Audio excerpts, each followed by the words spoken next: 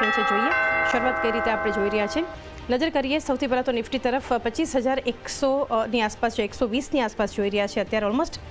Flat level પર આપણને closing opening થતું દેખાડી રહ્યું છે 51,300ની ઉપર જોઈએ તો 150 અંકના દબાણ સાથેની જે શરૂઆત નિફ્ટી બેંક બંને એક ઘટાડા સાથેની આપણને શરૂઆત બતાવી છે મિડ કેપ જોઈએ તો ઓલમોસ્ટ ફ્લેટ જે ઓપનિંગમાં મજબૂતી હતી એ ઓપનિંગ અત્યારે આપણે જોઈ રહ્યા છે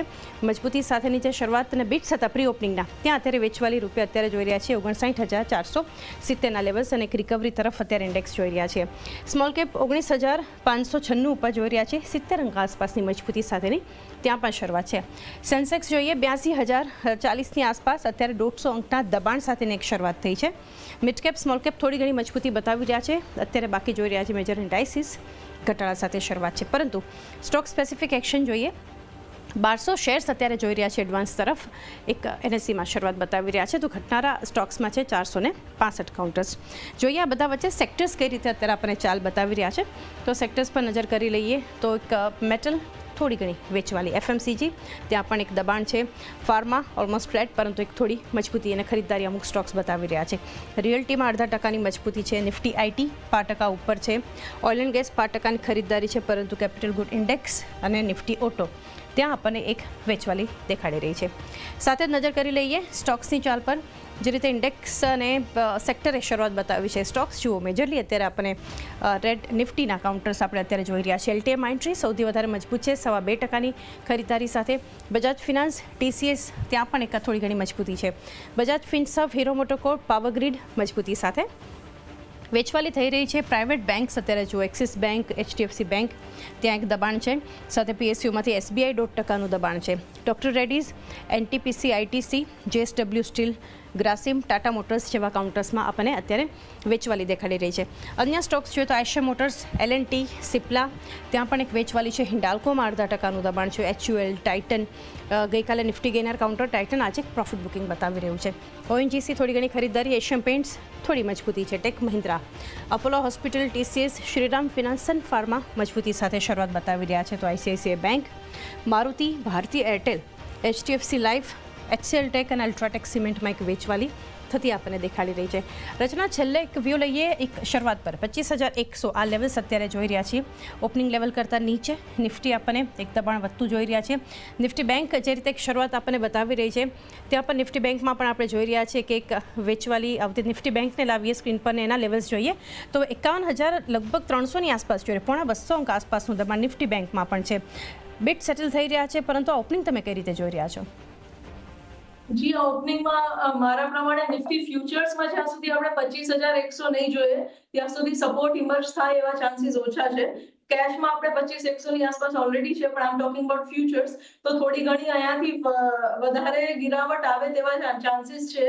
એટલે થોડું એન્ટર થતા પહેલા ટાઈમ દેવું જોઈએ માર્કેટને અને વેઇટ કરવું જોઈએ 25,100ની આસપાસનો સપોર્ટ એક ઇમ્પોર્ટન્ટ સપોર્ટ છે જે હોલ્ડ કરવો જોઈએ ત્યાં આગળથી એન્ટ્રી કરશો તો રિસ્ક રિવોર્ડ રેશિયો બેટર રહેશે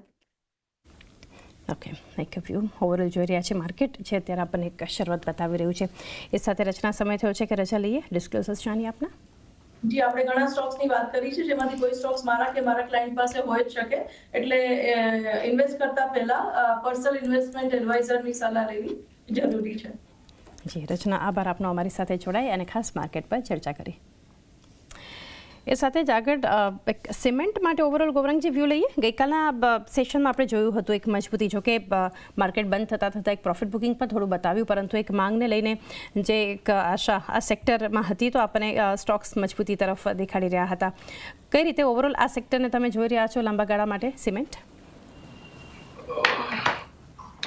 જાનની આ એક ક્ષેત્ર એવો છે જે મને લાગે છે કે આવનારા આ નાણાકીય વર્ષમાં તો સારું પ્રદર્શન જોવા મળશે જ પણ આવતા નાણાકીય વર્ષમાં બી તમને સારું પ્રદર્શન એનું કારણ એ છે કે સિમેન્ટની ખપત ગતિ પકડી રહી છે સિમેન્ટની બોરીઓનો જે મહિને દર મહિને આંકડાઓ આવે છે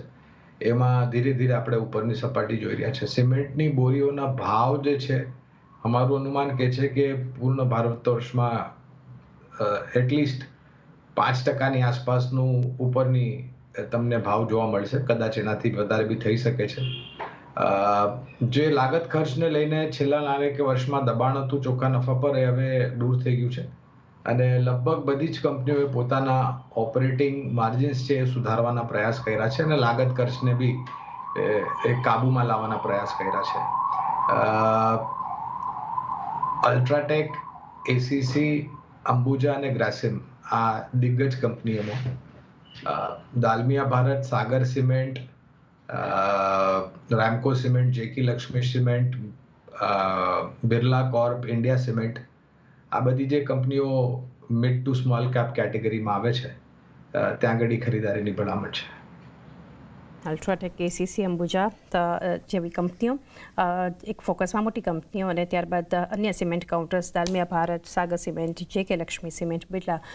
કોર્પ આના પર એક ફોકસ આ સ્પેસમાંથી હોવું જોઈએ.